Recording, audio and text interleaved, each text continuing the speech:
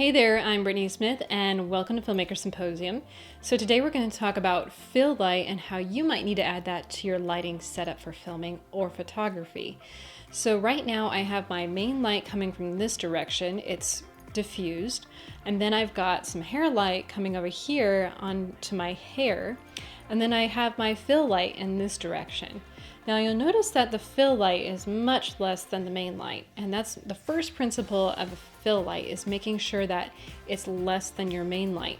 You don't want too powerful lights coming onto your face or onto your subject's face so that they look flat and uninteresting.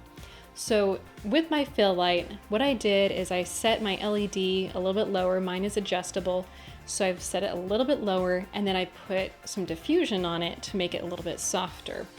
So I'm going to show you what it's like without the fill light and then with the fill light, and you can make your decision on whether you think the fill light looks good or the fill light looks bad. So without the fill light, it's not entirely bad. So it is a little more shadowy, a little more dark, and if you actually like that look, then that's perfectly fine. It's actually a matter of taste and your style. So if you like this style, then you can go ahead and go with it. But if you like a little bit more light on your subject, then you can use a fill light. So now I have my fill light back on, and I just think it adds a little bit more interest to the imagery that we have. It's not too bright so that it's making me look flat, but it's also not too dark so it's making me look all shadowy. So if you like this video, be sure to like and subscribe so you can get future tips and tricks on lighting, filmmaking, screenwriting, and all sorts of things. So I'll see you next time on Filmmaker Symposium.